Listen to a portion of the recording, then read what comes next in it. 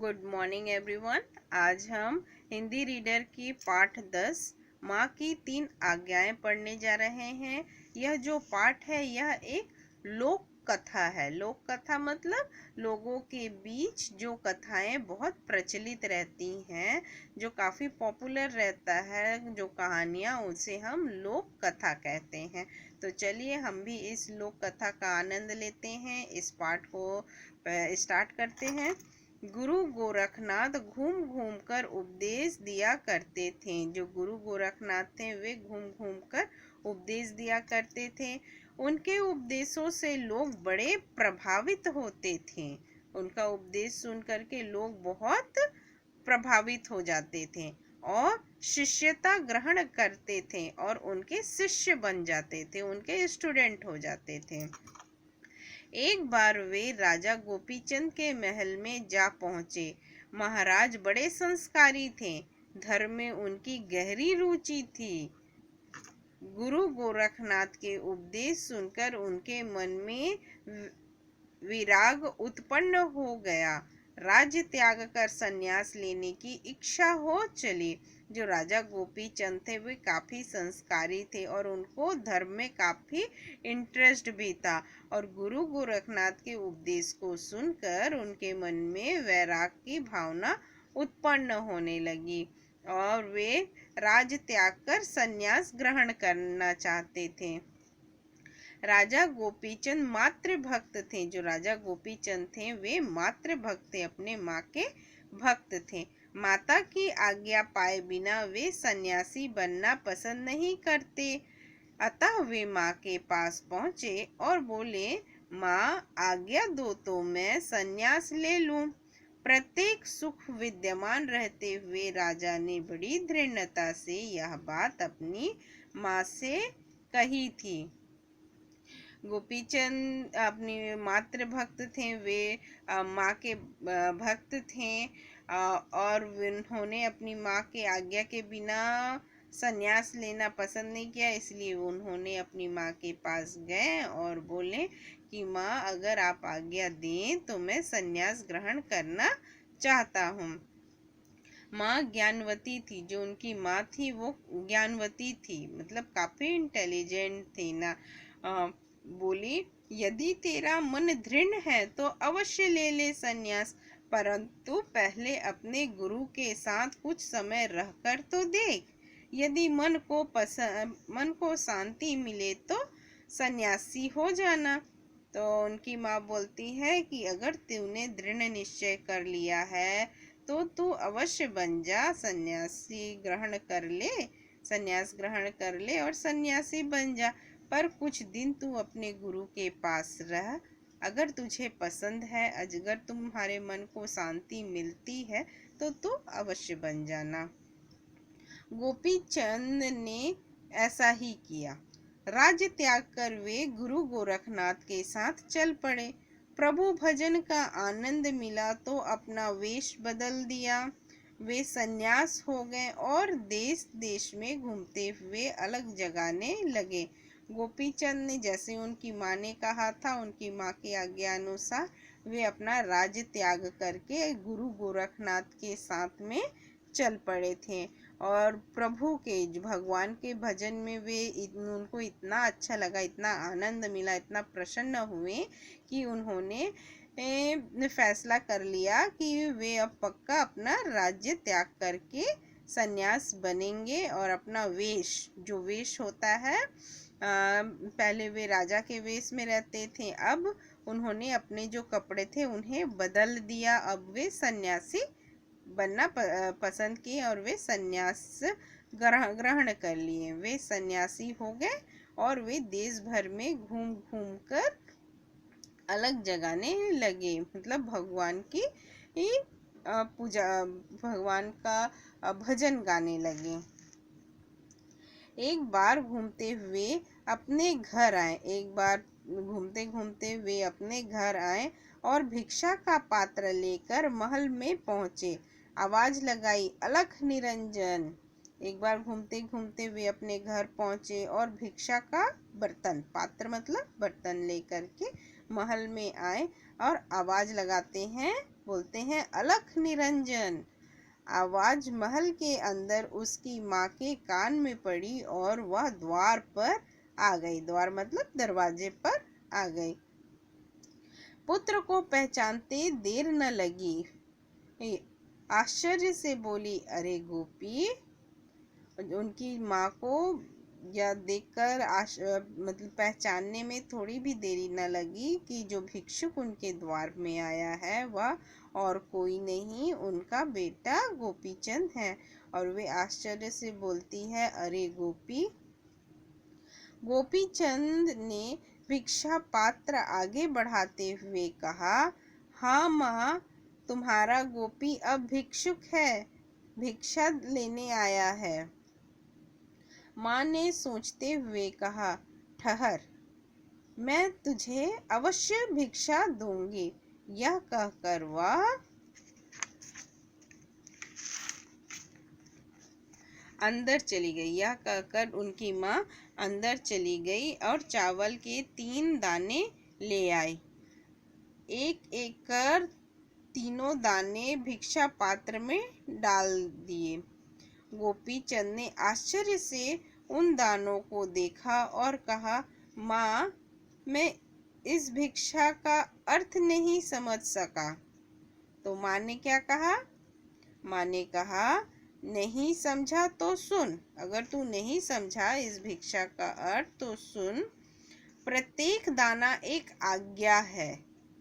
तू सन्यासी हो गया, फिर भी मैं तेरी माँ हूँ, मेरी आज्ञा का पालन करना।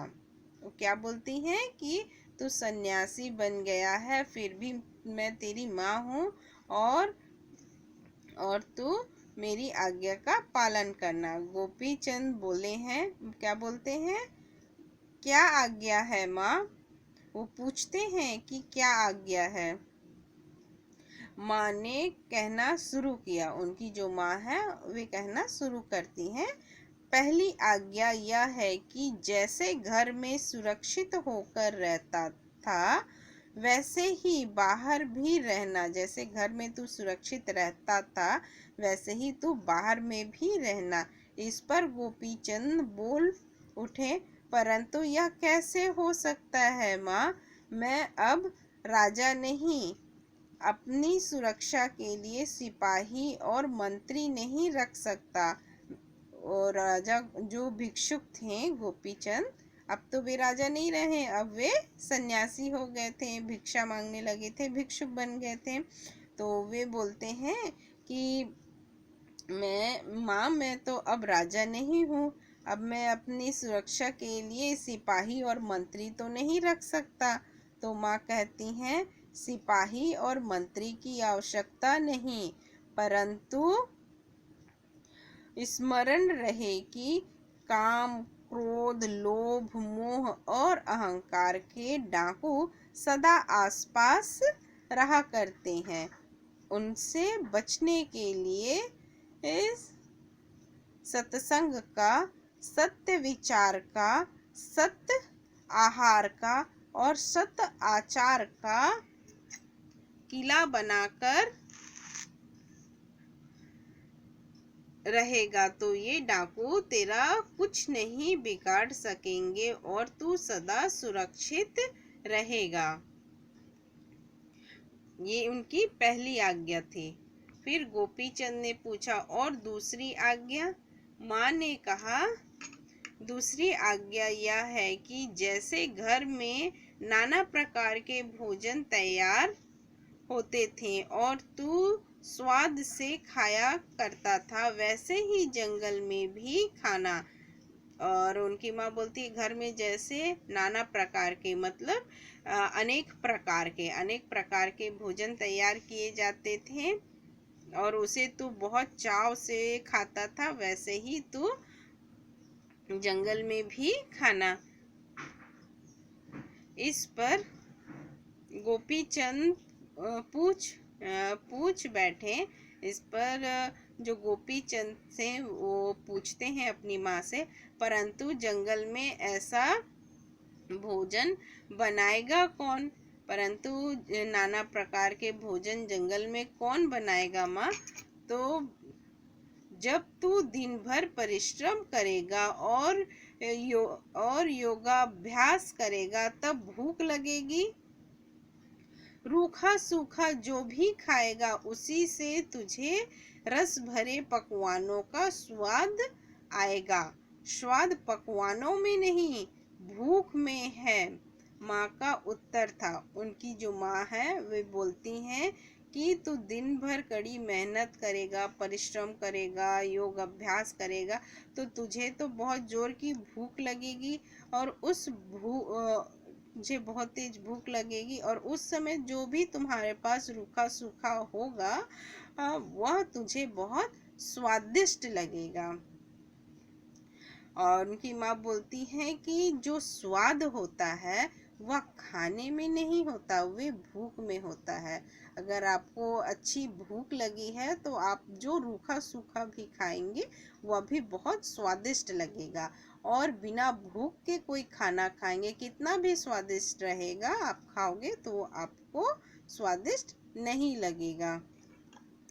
तीसरी आज्ञा क्या है माँ? गोपी ने पूछा।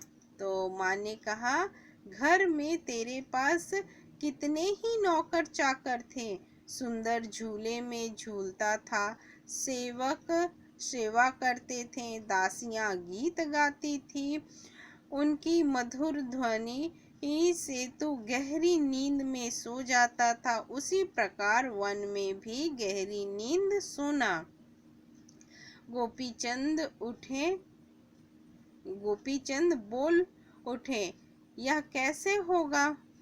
माँ समझाती हुई बोली, जब तेरे विचार अच्छे होंगे, जब योगासनों से तेरा तन थक जाएगा और ध्यान लगाने में मन थक जाएगा तो गहरी नींद अवश्य आएगी।